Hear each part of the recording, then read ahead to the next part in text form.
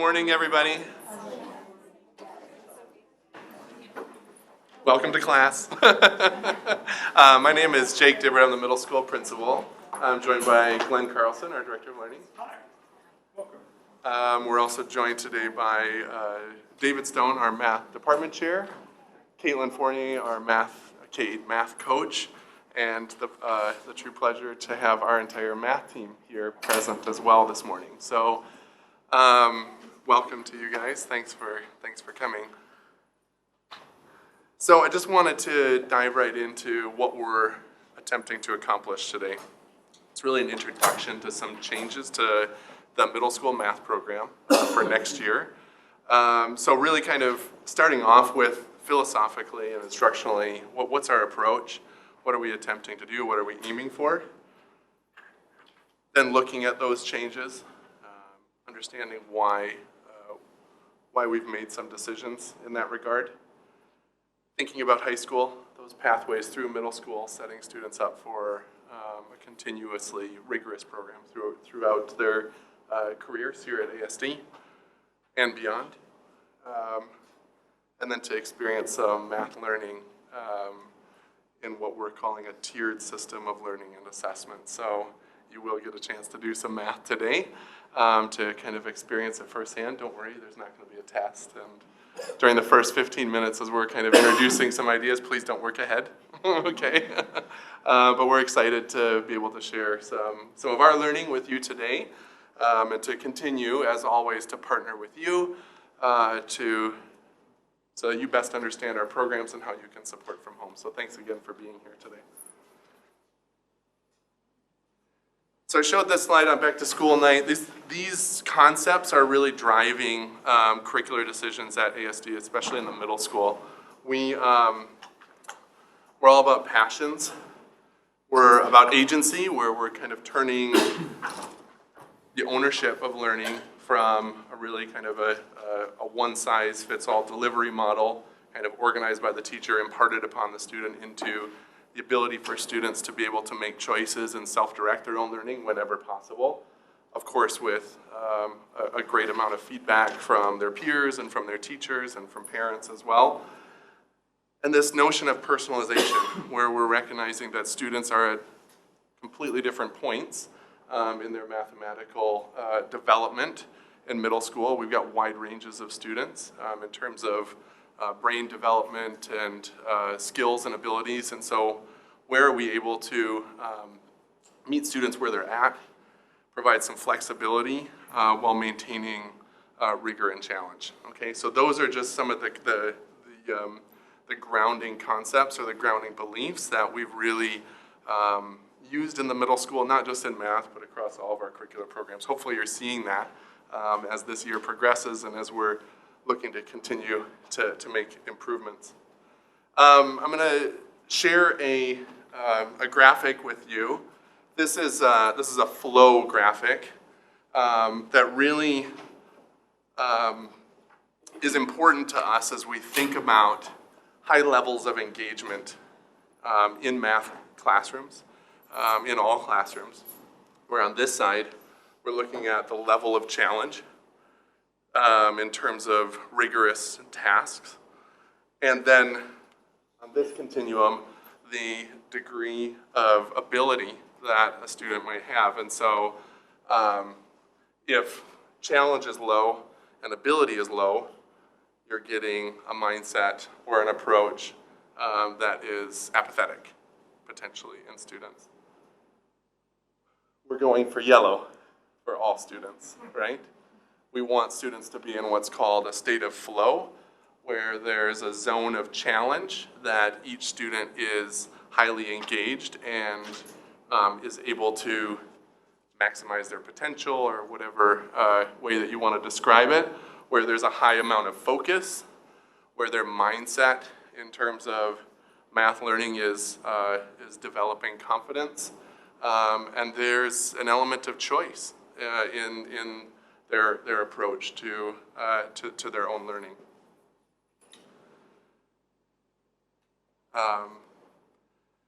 So what are we aiming for in terms of our in terms of the changes that we're going to describe for you today and that you'll experience.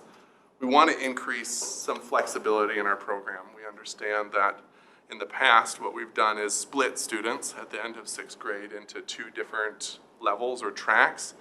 And that, while it works in some regards, it doesn't work for all students on all ends of the spectrum, all right?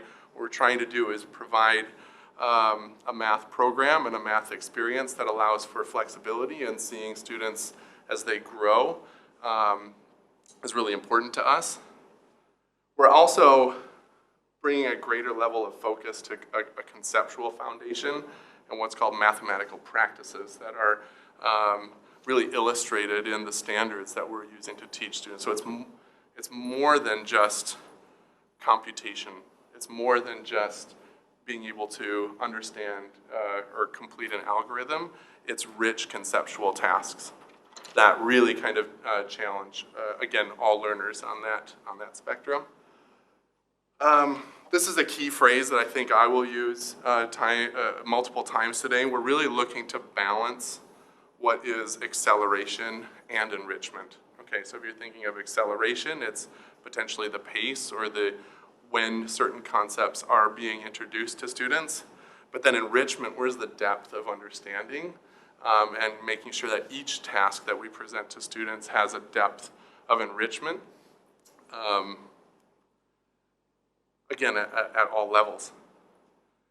Access is a really key word for us in terms of our overall curriculum. Where are we providing access to students? We find that maybe programmatically we're limiting some students because of the model that we've put into practice. And so how do we release or sort of remove some of those barriers so that all students have an opportunity to be in that flow?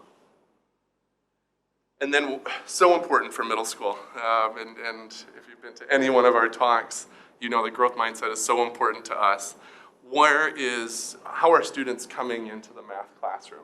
Where are we developing their self-perception skills to say, I'm ready, I want to be challenged, I want to be engaged, through the instructional design and through the way that they're engaging with their peers and their teachers on a daily basis. I'm going to turn it over to Glenn right now, who's going to talk to you a little bit more about math practices. Worry stage right now when it comes to this. Worry. I think that's I just want to acknowledge it's a really natural place for everyone to be when there's something that's unfamiliar. And so part of what we're trying to do today is to increase your ability so you're able to move into, let's face it, a more controlling place in the parenthood about understanding where we are in this process. And so that's really part of the aim of today, is to try and, I guess, up your transformation from worry to ability as we go through different levels of challenge. Does that make sense? So if you go 2 more. So what we know about mathematical literacy, certainly when I was at school, this is what math looked like. This was the definition of math, and this is still the definition in many countries. So I'm sure that many places where you come from, this is the definition of math, whether you can compute. And so what we're really looking at from the literacy side of things, to be mathematically literate now, is really there's a different set of expectations that we were maybe not expected to do when we were at school, but children now are.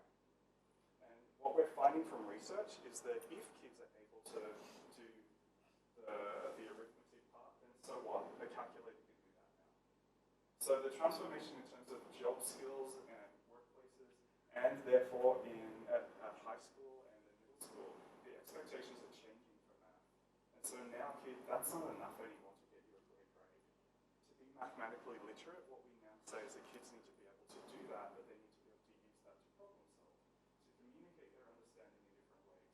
So I'm sure that I'm going to bring back some nightmares here for some of you, but solving an equation algebraically is really different to changing it to solving an equation through use of a formula or through graphically. But it's really, part of the reason why that was really difficult for some of us was that they were taught as different things. Part of what we try and do when it comes to mathematical communication is to teach kids that there are to look at the intersection of those parts. So that is an expectation now that kids have to have. Application and procedure. And then understanding those concepts. So to be a mathematically literate person now, there is a different skill set which is being required of kids. And the standards that we are aligned to with KHEA and with the US government are the Common Core standards, or the AERO standards, which is the international version of the Common Core standards, which is standard in most international schools, all of our peer schools, and actually a lot of non-American schools also use these because of the practices. And the practices are really where we get into the problem solving and communication. So we're teaching those skills and we're measuring those skills as we move along. So the mathematical practices, just to make sure that everyone's a little bit familiar with them, you might have seen them before, are on this sheet of paper right here. So have a look. So what we're going to do is get with someone else, and you'll see that the mathematical practices on the left-hand side, there are how could a child use the practice standards, and then which questions we might be asking to get a kid to be able to address those mathematical practices. So have a look and determine with your partner which you think is the most important and which you think is the least important. And you've got 3 minutes to do that. Oh. Sorry. All you need to do is find one that you think is important and one that you think is less important.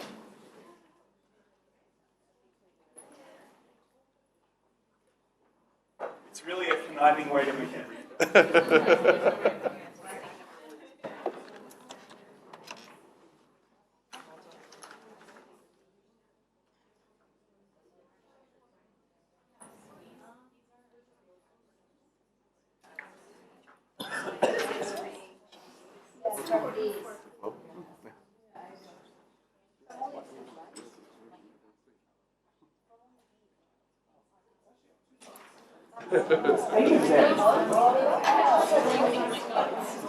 How will we ever possibly do all of that?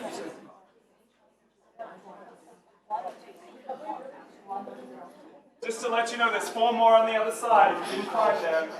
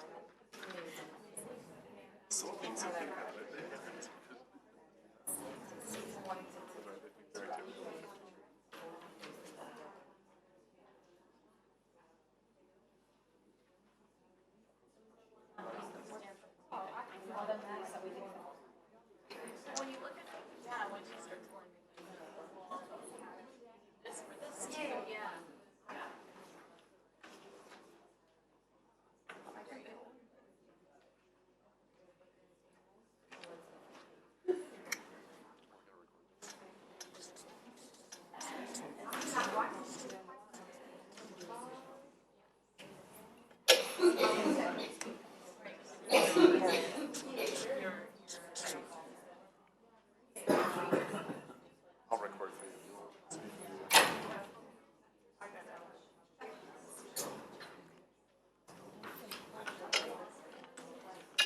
28 seconds, no question.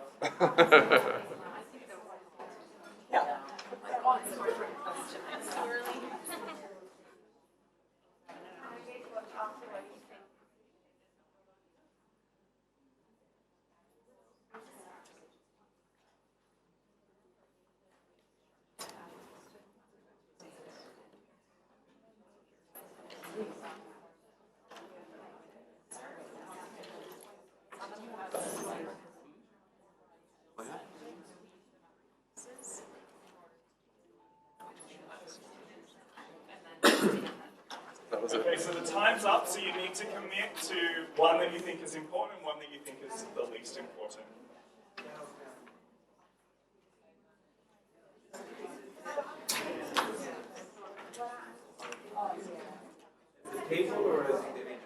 So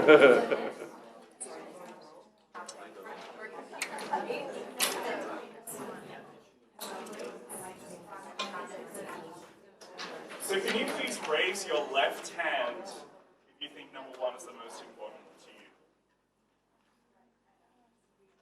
5 people? 6? 2? 3 people? 3? 3 people? 4? 1 person? 5? 2 people? 6? 2 people? 7? 8? Those numbers don't add up, guys. 2 people. So you can see they're all important, right? It doesn't matter what's more important, what is more important. This was a good way to make you actually read them. It's really important that you know that this is the way that we are trying to ask questions that might look a little different to what you experienced when you were studying math. Because we're very, very much purposely designing a mathematical program that allows kids to get strong in each of these areas. And so we're consciously making decisions about if we're doing a certain activity or we're doing a certain concept. Some of those lend themselves to this one, some of them lend themselves to this one. And it's just we're always playing with those ideas. That's what's happening instructionally in a teacher's mind in some of the decisions that they make. That's the most important thing. Yeah, we move on.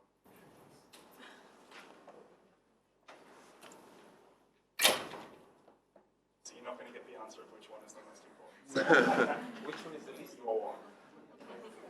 So one of the problems, we are in the middle of a math review. So we, as part of the school, always continuous improvement. We're always looking into certain areas. This year, 2 areas that we're looking into specifically are mathematics and PE, just because that is part of our routine. Next year, we'll be looking at health and counselling, really looking at those areas. It's just regularly we look at what's going on and where we need to put a lot of effort in.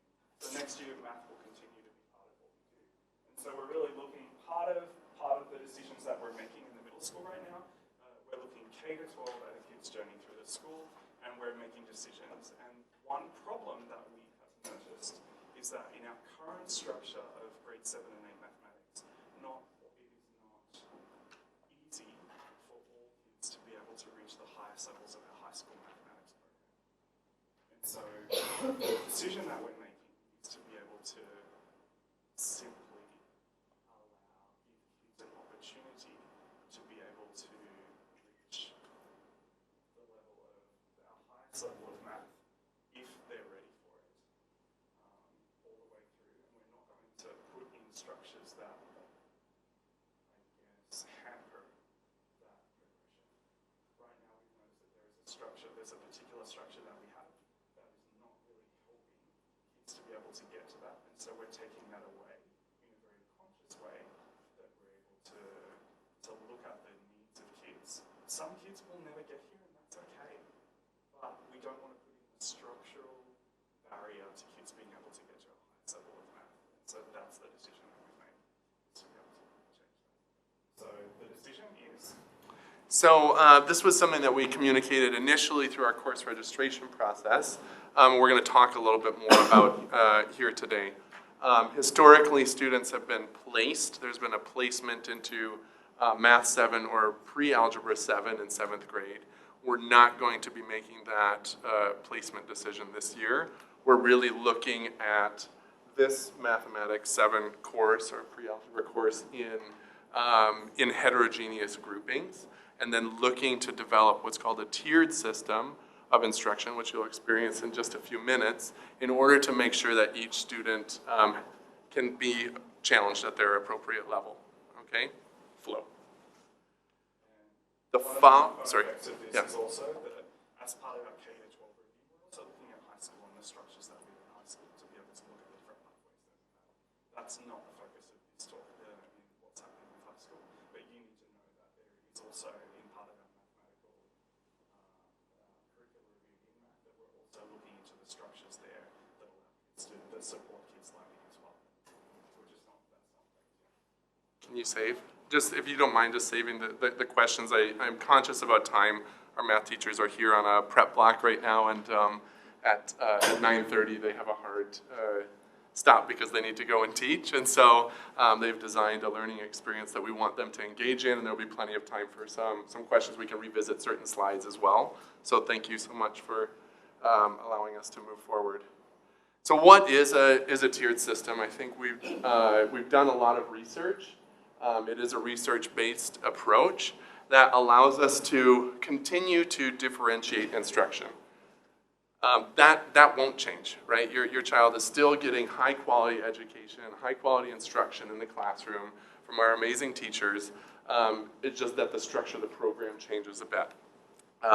Again, more of a focus on rigorous conceptual tasks, the element of student choice, different levels of assessment, different tiers of assessment to make sure that we're assessing students where they're at.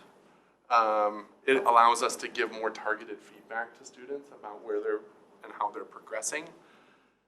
And again, a balance of acceleration and enrichment. So pace of learning, introduction of ideas, as well as depth of understanding in terms of a conceptual approach. So in basic terms that you'll get a chance to experience in just a few minutes, a tiered system really focuses on pulling standards into each classroom that align with 3 different levels of proficiency, okay? The green level of proficiency are Common Core aligned standards for that grade level. If students demonstrate proficiency on grade level standards, they will be introduced to above grade level standards based on their readiness on that particular concept or set of skills. And a third level where we're pulling standards from beyond grade level in order to reach the highest level of challenge. Okay, I think we're recognizing that some students, even within our current system where we have the tracked system, we're not necessarily allowing for rigorous challenge for students to go above and beyond that. So we're going to experience this in just a minute, but just to orientate yourself, we're looking at each classroom having students have access to different levels of standards based on readiness and their demonstrated proficiency. Everybody appropriately challenged. I think that's kind of a vision statement that we're working towards.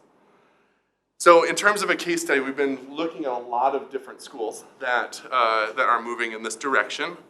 And one school in particular that we've really focused on, we've engaged deeply in terms of their implementation of a tiered system. They really drew from the 7th grade experience. And at the beginning of the year, algebra readiness was at about 35% in 7th grade. And then at the end of 7th grade, algebra readiness was clocking in at about 80%, okay? And then I just wanted to kind of compare that to where we are. Currently, we have about 45% of our students in 8th grade who are taking Algebra 1 this year, okay? In terms of the tiers, so some people might have questions about student choice and where if students are being given allowance to make some choices, where do those students fall into what categories? So this is a breakdown of summative assessments over a 4-year span in this particular program in a like international school environment. We're still having a majority of students at grade level, but then about 40% of students are taking summative assessments above grade level standard, okay? An interesting note as well, 50% of students over the course of a year are trying different levels, okay? So my kid is not gonna, they're always gonna choose the easier level. That's not the case. I think that we've seen the high levels of engagement and we've set up mathematics classroom cultures to really promote students to be, to advocate for themselves, to take on challenging opportunities. And another interesting point in terms of map results, that RIT growth, you get a certain score every time you take the map, but then it gives you an expected growth target that consistently, the data that was collected over a multi-year span, students of all ability levels are exceeding their growth targets. So we're not just looking to address a certain demographic within the grade level, but all students being able to be in flow and reach that growth target or beyond. It's a powerful study. I'm going to turn it over to David and Caitlin at this time, who's going to introduce you to a task that we're going to get into just to be exposed to understand what a tiered system looks like a bit in a real experiment. Sure. Hello. You've heard a lot about the green, blue, and black problems so far. What you see here, actually I'm going to just give you a minute to look at it.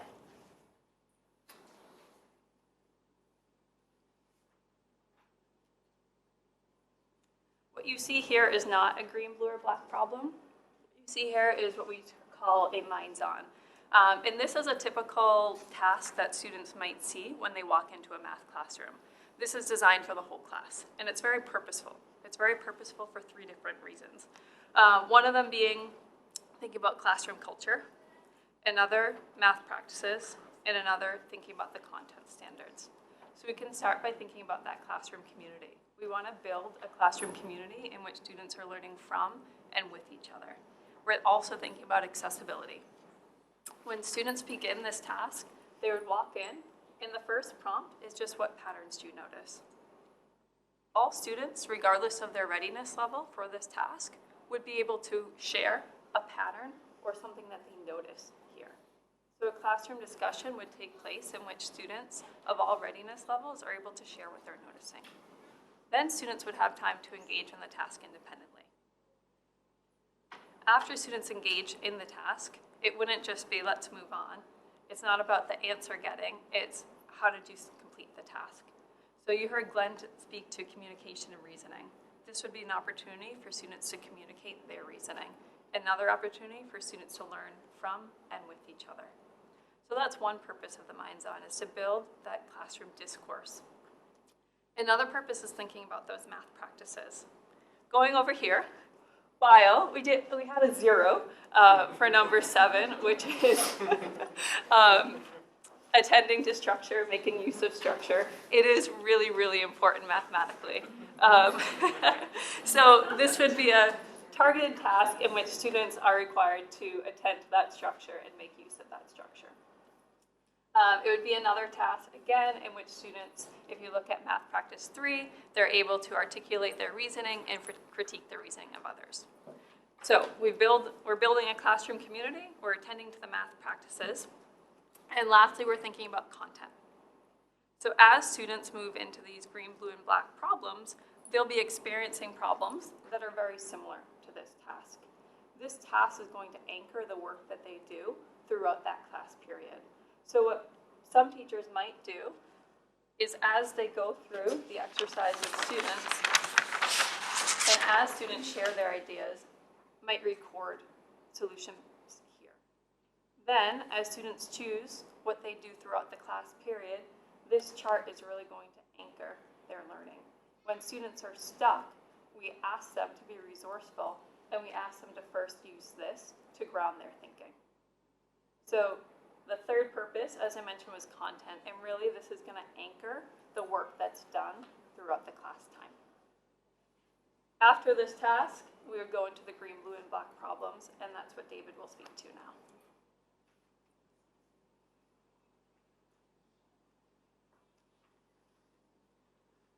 Okay. So one other really important thing that will be a part of the green, blue, black experience, the tiered experience that kids are going to have, is kind of helping kids to understand what they're ready for and what's a good fit for them and how they can challenge themselves. And so along with what Caitlin just talked about, we often might have just some quick, short check-in problems after we've done some of that group experience for kids to see and for us to see as instructors where they're at in terms of their understanding and what they're ready for. So it kind of gives them a way to gauge their readiness for the day. It gives us a way to gauge their readiness for a day. So we might do a couple problems like this and give kids a chance to think about it, to try it, and then have them check in with us and share a little bit about how they thought about each one. After we'd had that experience, kids would have a chance to go off and try some of the green, blue, black tiered problems. And you actually have some examples of those at your table. I think it's really important to emphasize that we want to be really clear to the kids when we do this, and Jake spoke about this a little bit, that we want them to think about what's going to be the right fit for them today, based on what they've seen, based on how they felt about that introductory group content. That I might be ready to try some blue or black problems today, either at the start of the lesson or as I move through. There might be other days where I'm not, and that's okay. Nobody's a blue kid that's blue every day. Nobody's a green kid that's green every day. Every kid always has access to those opportunities, depending on what they've seen and what they're ready for. It's not something that we withhold and don't share out with everyone. So at your table are some examples of green, blue, and black problems that build on the concepts that Caitlin was speaking about. And I think as you look through, you can gauge your own readiness level as far as like what you'd like to try and what you'd like to look at. But I also would encourage you to look at it through the lens of those math practices that we heard about, in terms of like, where do you see that use of structure going in? Where do you see kids having to kind of take what they've seen and extend and apply it in new ways? We get to those blue and black problems. It's really taking what they know about the core ideas and transferring them to new situations and new contexts in a way that's more than just regurgitating an algorithm or working with bigger numbers. So right now, we're going to give you an opportunity to try that. As you work through, we also encourage the kids to collaborate. So please feel free to get up and talk with people. If you find somebody else that's wanting to try a problem that you're trying, you can do that. You can chat with people at your table. You can use us as a resource, the posters. And back in the back of the room by the water cooler and on the back of this post, there are actually answers. So if you want to look back and use those to help you gauge your understanding a little bit too, try first, but those are there as a resource. Integrity is a core value at ASD. Just a quick reminder.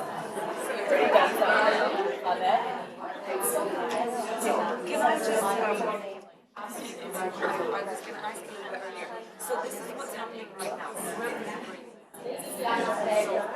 Sure. You're doing this. Is this what's happening now? So yes and no. Right now, the structure of the program is but that will change. That said, we are starting to implement some of those already in classes now. It's not something that we will be starting to do. And is this what you're doing next time?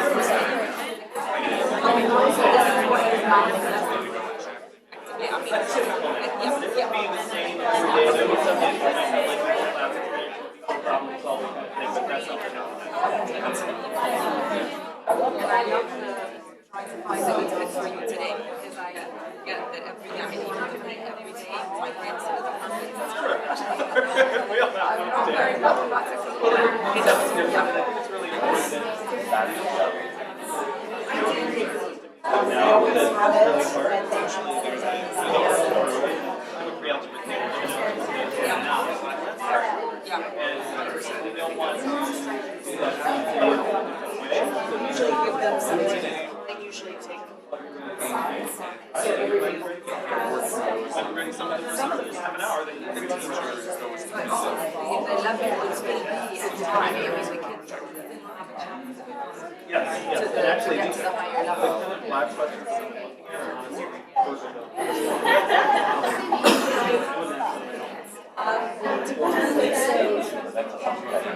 Yeah, usually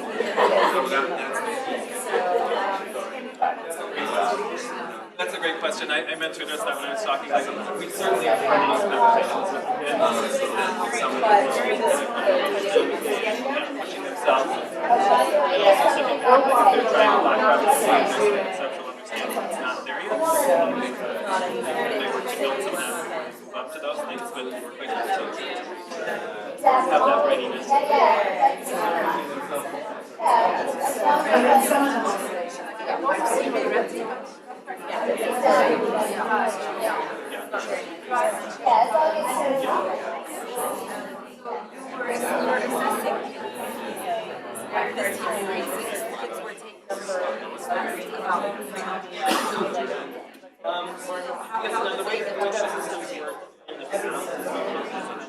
data points to make the decision about what level they're ready for. And so we look at their class performance, we look at their math scores, we look at their learning development habits, and class interaction across all their classes. So we looked at a lot of those things. So all of that data is not like text. The data is collected in 6th grade and taken into account also like sixth grade. And so now moving on next year, how they're not going to have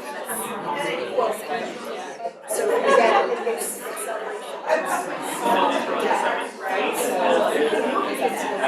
opportunity to get some of those.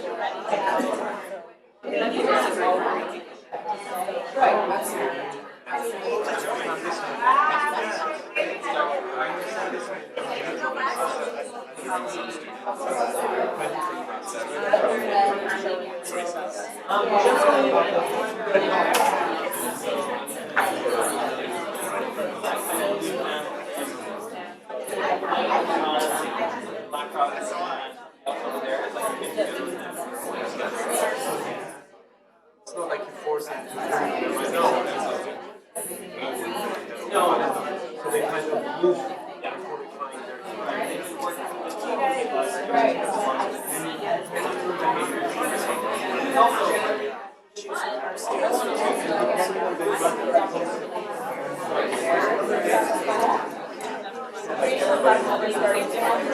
before they find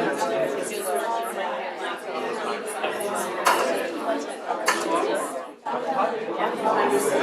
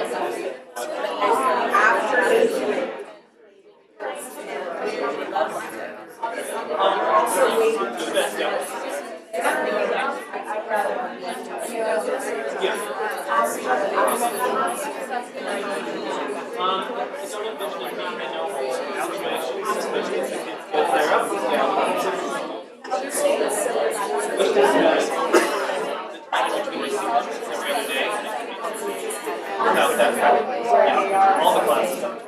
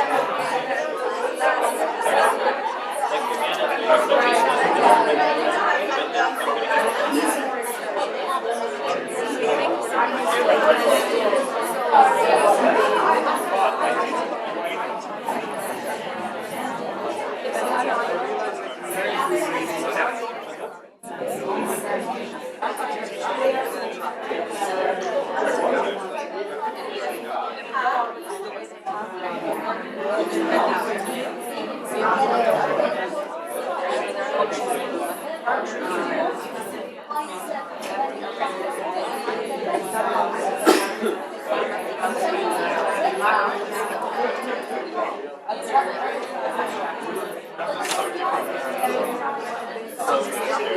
take about 2 more minutes.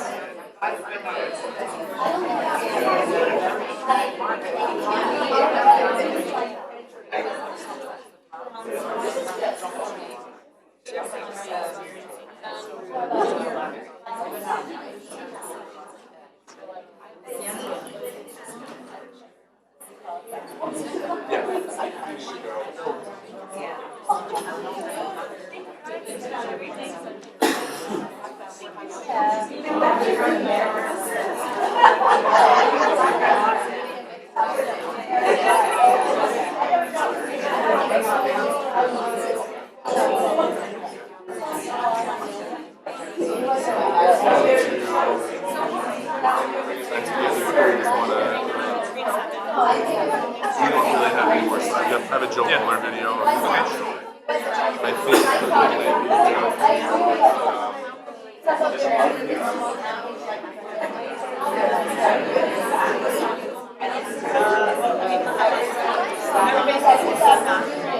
Where do we just kind of open it up? I think it's probably going to become questions real quick, whether we structure it that way or not. So maybe we just Observations and questions. yeah, okay, yeah, that's good. Yeah, Something like so that. positive. So.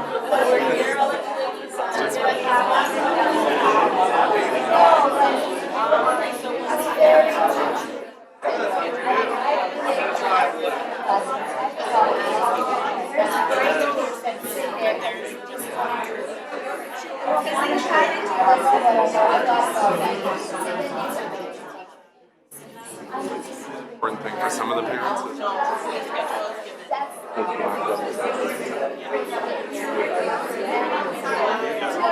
one question I feel how do we make sure that during the formative trial time is taking blue at class level, but then they're just going to defer to the green for the summative assessment. So I think letting them know that they would make the clues from trying the blue Exactly, yeah, assessment. exactly. They're not going to get knocked down for Right, trying something. exactly. They have to use the green whether they want to or not. That's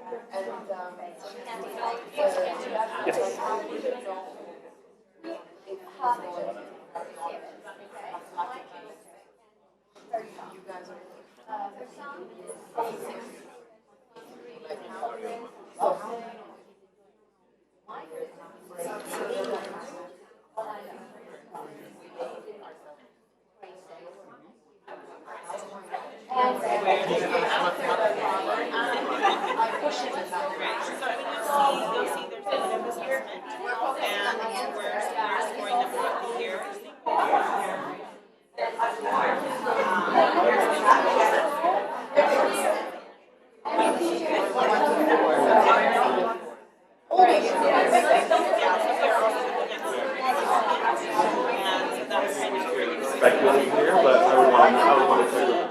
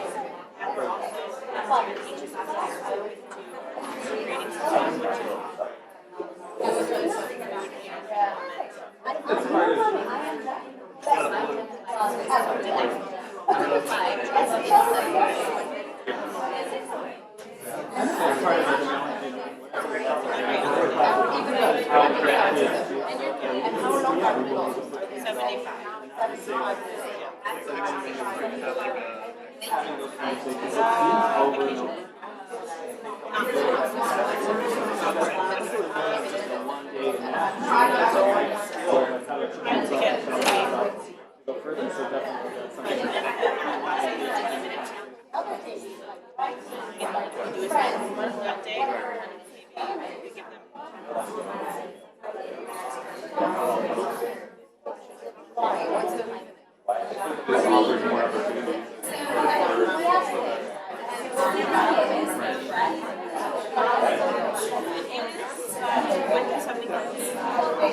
I would say that I would answer this in a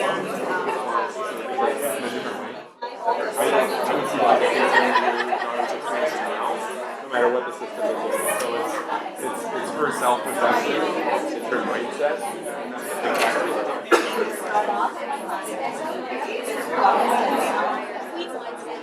No, absolutely. It doesn't matter. It doesn't matter.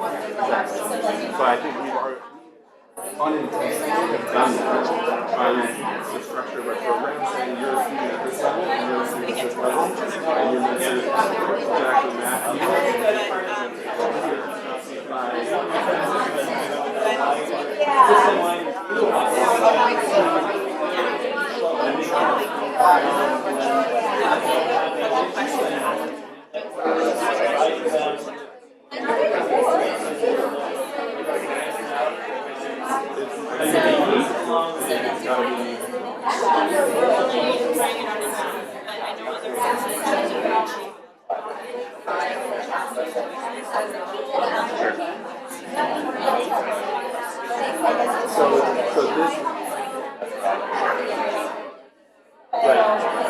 This approach is going to be fun. So they all kind of understand that system and know where they can.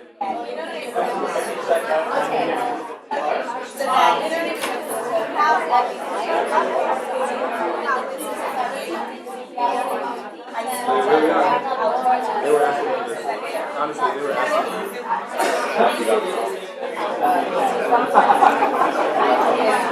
Trust us.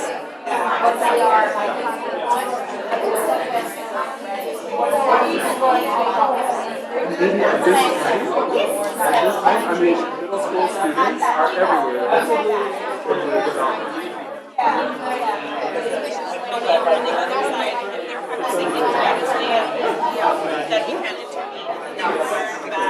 You just need to be flexible and go into that. Like, for example, I have a student that's in 6th grade that we did and then in the middle of trying to really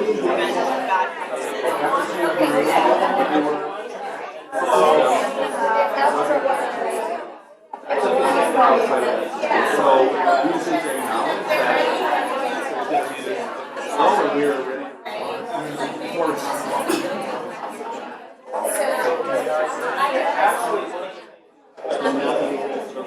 Can I bring the group back together? Thank you.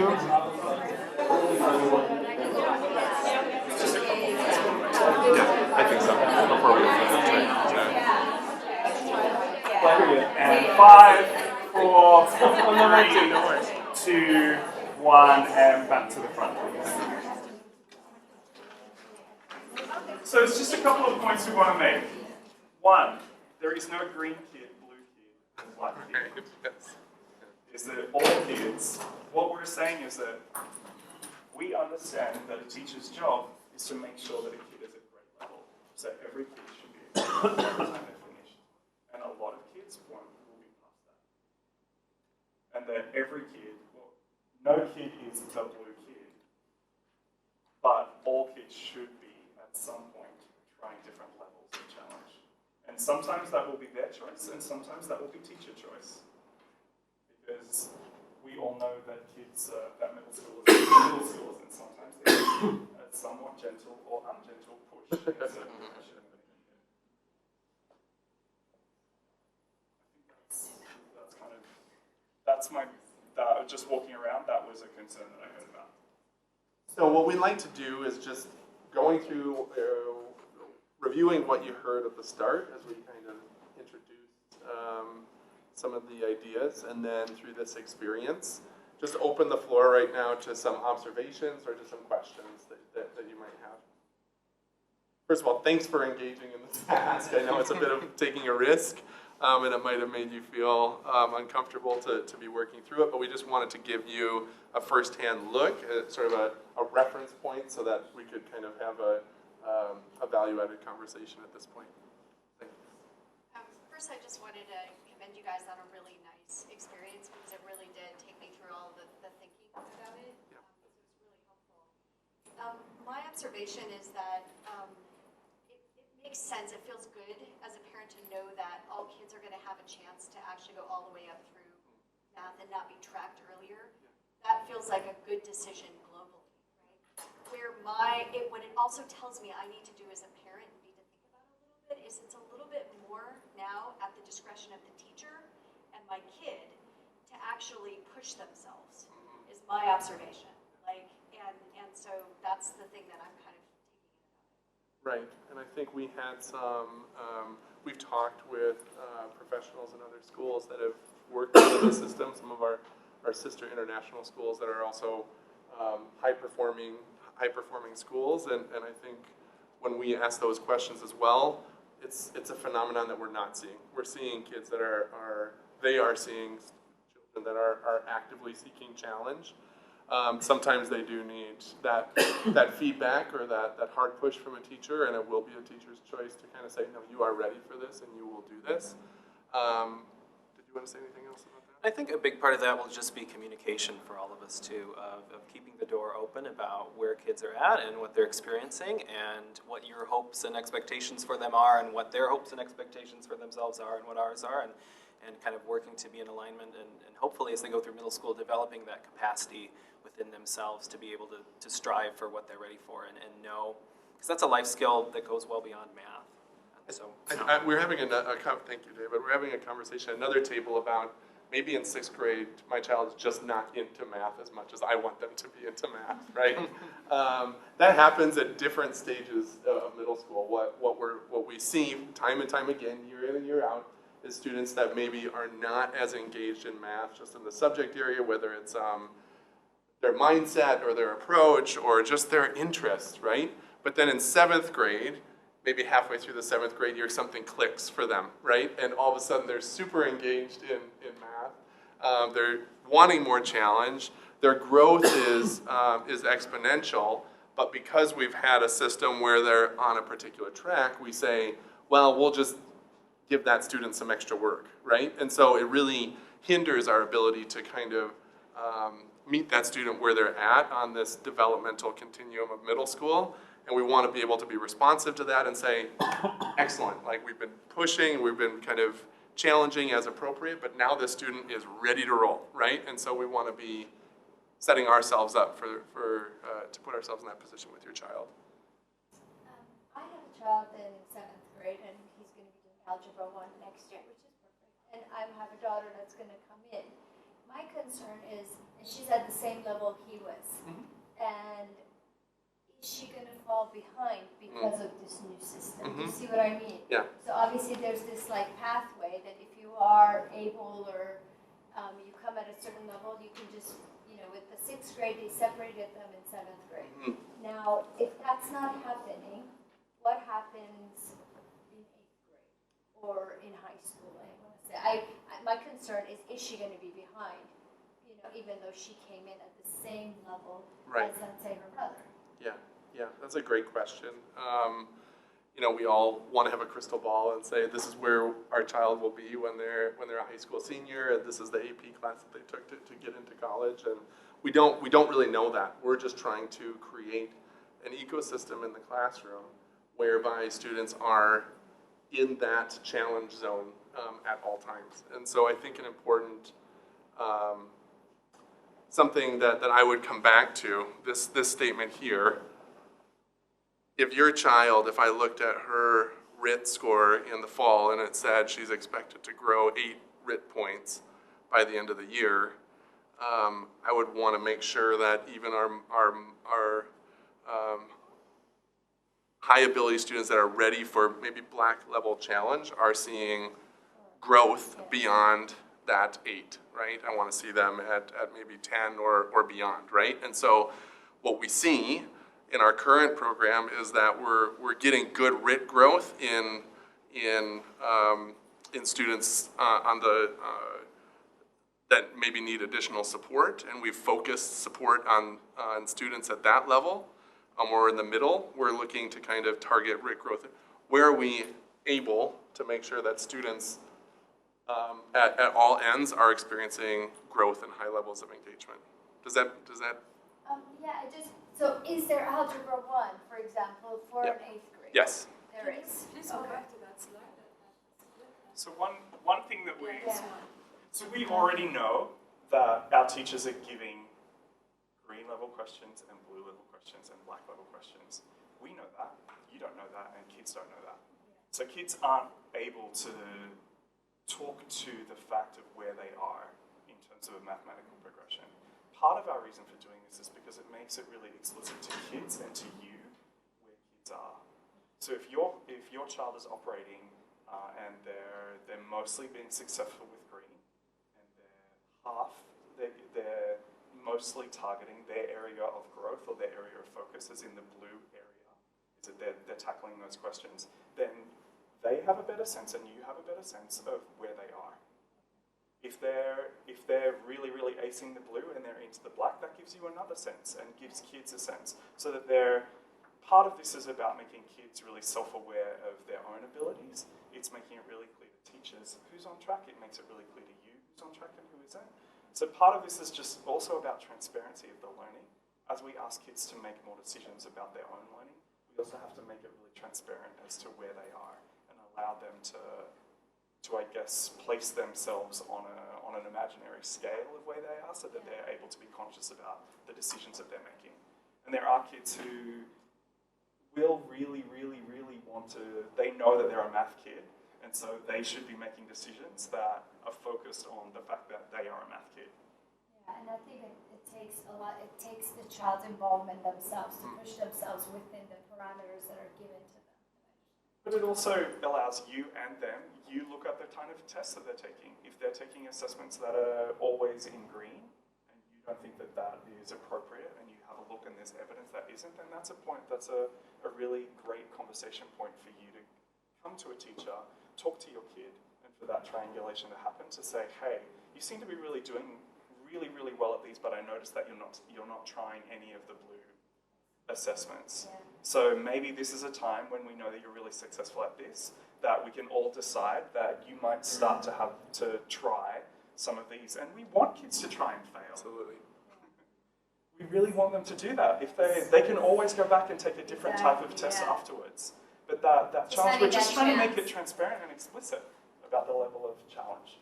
I want to go back as well to just be clear with everybody that in terms of our progression, we put in parentheses algebra and then mathematics 8, algebra 1, to be clear that every student in middle school will have access and the opportunity to complete algebra 1 proficiency by the end of 8th grade. That's Okay, so I thought about your question as he was talking. That's exactly what Will all students get there? I don't believe no, so. no, that's Just fine, based on yeah. readiness and the numbers that we course. see. Yeah. But I'm talking about that student in the middle of 7th grade where all of a sudden it clicks, where we might have made a decision prior to that is now, has created a glass ceiling for that student, and being able to let that student thrive when they need to thrive. Okay? Aparna, you've had your hand up for a while.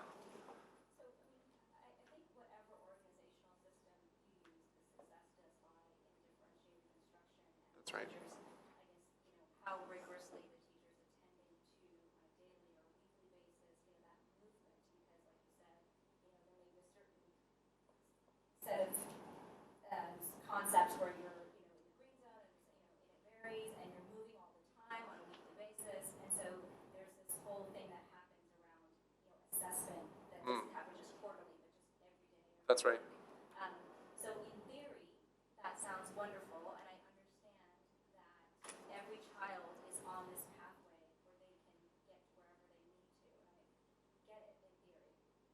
I think the concern often comes from the fact that when we come to conferences or when we have conversations, as long as your child is meeting the grade level standard, the feedback that you get is everything's fine, everything's fine, everything's fine. And you're sort of left wondering, well, could they be doing more if everything's fine? Yeah.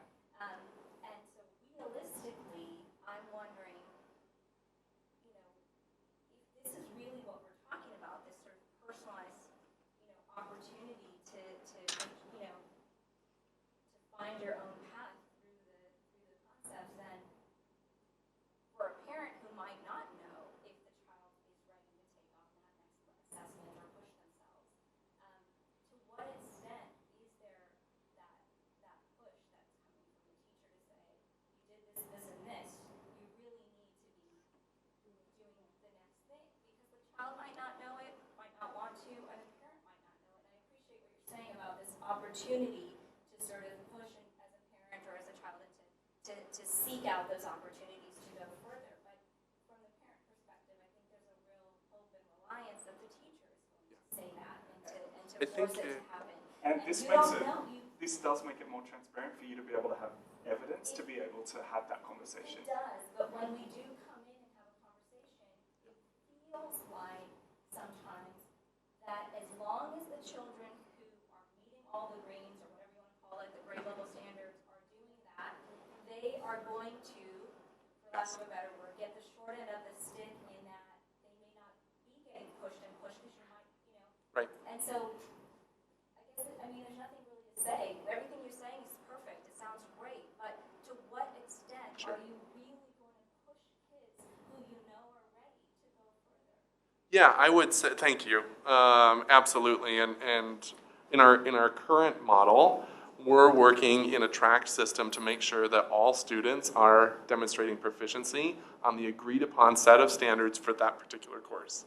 So I think what that does is it channels, or correct me if I'm wrong because you're the teacher that's experiencing this on a daily basis, but the focus or the mindset of that teacher is just to make sure that everybody is reaching that proficiency level for that course.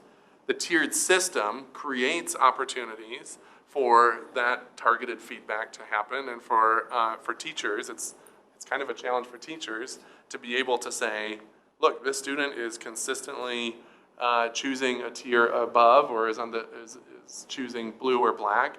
What am I doing to continue to challenge that student? It's a very appropriate question. I just want to add on to that. So if you have a student who's capable, but is happy getting a 4 because he's doing the green perfectly, can't be bothered to do the challenges, but you know he's capable, so he's just going to be left behind. Can you speak to what you mean by left behind? As in, he's not going to be, how, if you know that a student is capable, but he just chooses to do the green levels because he's happy getting a 4, what's going to happen to him? Because earlier that capable student might have been in pre-algebra as opposed to math 7, and he would be forced to excel. But now I have someone who's happy to sit back and I'm getting the greens, I'm getting the 4s, I love it. I think that goes back to what we said earlier, like as an instructor, for me, that would be a conversation I'd have with that student about, look, I can see you're capable, I can see you're not trying, let's talk about why, and let's talk about what your next step might be. And if that doesn't work, then that might be a larger conversation with the teacher and the parent, or that might be a conversation you'd want to bring to the teacher's attention too, if you don't feel like they're pushing the kids to that level. I'll say that one thing for me as an instructor, as we've been learning about this model, in terms of the way I think about, I differentiate my classes currently or have in the past. That's always been something that I've tried to do, and I know our other teachers do here as well. One difference is I think the level of rigor that we're talking about in terms of these black questions, as you look at those, they're really hard. Like, those are difficult for me as a mathematics instructor to solve. And so I think having that opportunity to not only push kids, but push them to a place that they haven't been pushed before is something we're really striving to do. And so I think, again, it's dialogue and conversation, and it gives us, kind of gives me as an instructor, I think, an emphasis and a pathway to push kids where maybe I haven't pushed them as far in that way before. I think as well, thank you, David, maybe an approach to differentiation in our current system is, great, your child needs to be challenged, let's just give them more of the same, right? Or let's just let's take the same level of conceptual task, but maybe give them ask them to solve it in different ways. What the system does is it introduces students to levels of complexity that intrinsically they're going to be motivated to choose, okay? And I'll go back to kind of our peer schools that are implementing this model. 40% of our students are actively taking summative assessments that are above grade level standard. Okay, so we can anticipate nearly half of the grade level consistently picking tasks picking summative assessments that are above that level. But I completely understand, and I would want to personally know any student that's we're measuring or giving feedback above that are consistently not choosing that assessment level. That doesn't make sense to me. Can you go back to the engagement slide? Go back to the graph.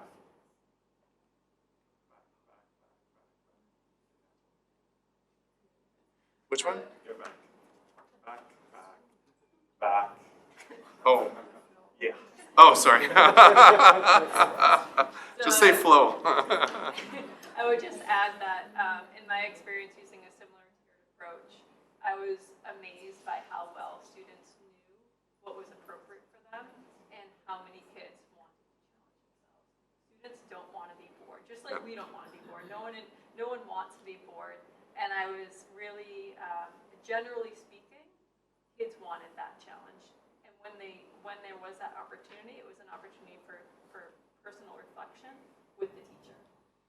Speaking from personal experience. Yeah, I just want to clarify, because she's talking about fours, but is it really going to be a four anymore if they're not at a blue or a black? Because to me, if I were to look at that, I would think that a 3 would be a green, right? So that would then push them on their own to get to that 4, because now they're getting 4s because they're meeting or they're exceeding, right? 4s is exceeding, it's not meeting. Right. So is it going to be the same, where if they're at, just as a parent, when you kind of at a glance look at report cards or whatever, for us to know, then you know, okay, he's got a 3, okay, he's green, I know that.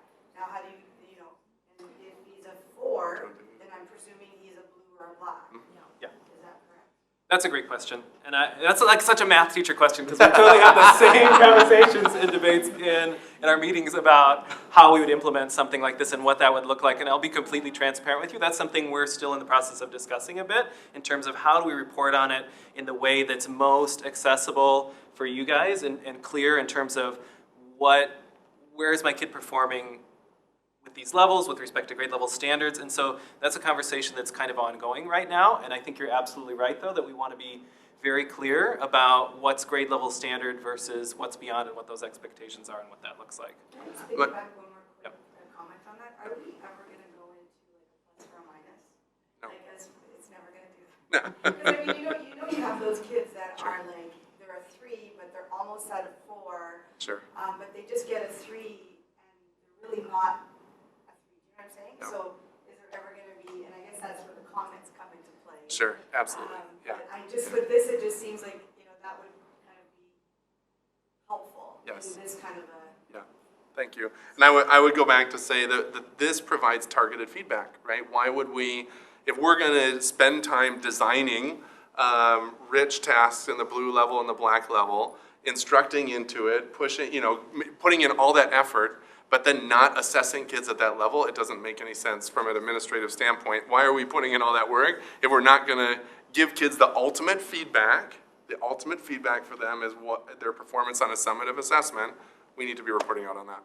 So, Ward.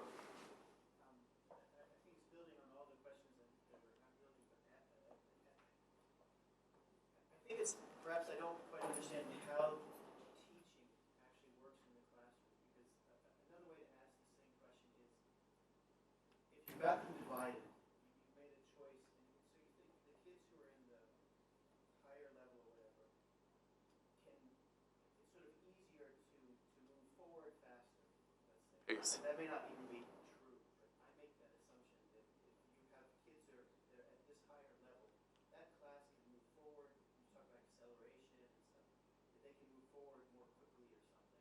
But if you've got all the kids in the class, like what happens to acceleration and the other one? Like how can the teacher possibly, where's the instruction happening? Is the instruction happening in the middle, the average, or the kids who are really struggling get all the attention? And Sure. The kids at the top are kind of Sure. struggling with black on their own? Yeah. How in the world is the teacher? So it's a great question. It comes down to pacing. What Common Core does is it suggests grade level standards, but then an accelerated curriculum in the 7 and 8 grade levels. And that's basically what we do with our pre-algebra course. It's covering is kind of a dirty word for me, covering standards, all of the 7th grade standards and the 8th grade standards within a year-long course. And that is primarily focused on pace and acceleration. What we're trying to do is, from an instructional design standpoint, recognizing that highly capable learners don't just need an increased pace, but they need rich tasks that focus on the mathematical practices and can be problem solvers, and so it's more than just pace in my mind. I think acceleration is important, but there's an enrichment of that task that's really going to get at that deep thinking that isn't always just pace. It's got to be that healthy balance between the two. Have like, say, 3 different levels of kids. Yep. How is a teacher going to have the time to coach if we do the coaching model? How are they going to be able to coach 3 or 4 different levels? So there's 2 ways to accelerate. One, you would go through from A to Z for an entire course, and then begin A to Z for the next course. You have a look if did anyone get to any of the black questions here? What they're doing is they're actually dipping into its acceleration, but it looks a little bit differently.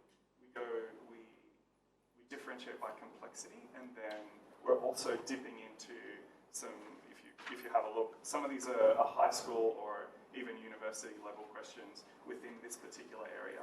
So the teachers are still, when we're teaching the classes, we're still in this specific area of mathematics. We're just going really deep into that specific area. And so it's not like this group is moving along on this topic faster. We're dipping deeper into this particular area of this topic. Does that make sense? Yeah, no, that's really, that sort of addressed it part, but still, how are they going to be able to go deep with the black kids and also go deep with the green kids in one class? This is a great question, first of all. Like there's no doubt that is something that as we talk about this model that I'm thinking about a lot and how I structure my time to meet something like that. As an example, so I'm an 8th grade teacher. I teach our traditional 8th grade math, and I teach our Algebra 1 class. And there are a lot of places where they overlap, but one goes a lot further and a lot deeper. So example, right now with my grade 8 math pre-algebra, we are doing systems of equations. And so for those students, I might talk with them about solving a system of equations graphically, and I might show them and give them some opportunities to practice. And then after everybody's kind of had that foundation, I envision working with kids that are ready for more to, okay, how could I solve this using algebraic substitution, or how could I solve it using elimination, and kind of so showing some other methods while other kids are having a chance to practice so they can push themselves further within the bounds of that content, both further along faster, but also a bit more depth and deeper problems. So certainly it's a balancing act in terms of how we would manage our time. I think, again, like Caitlin talked about, providing that overall entry point for everyone, and then kind of, as they're exploring, kind of hitting different groups with what they're ready for throughout our working class. It's not like, I know for me and for us, it's not like when I was in school where everybody sat at the desk and worked on their own thing independently. Kids are grouped together, and I try and be purposeful about when I can hit different groups and what I can talk with them about. But that's certainly a big part of our planning and the structure of how we design everything that we do. We're half an Great hour question. over time. Yeah. I know there's more questions, and I will stick around. David has to get to class. Caitlin? I can say. Yeah, so Caitlin and myself, Corey is slipped in at the back as well. We'll stay for people that want to just go deeper and talk more about this.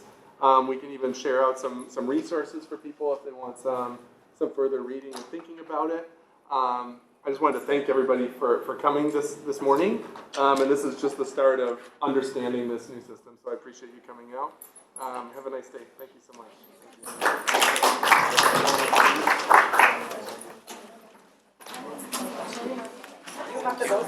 Thank you. Sorry.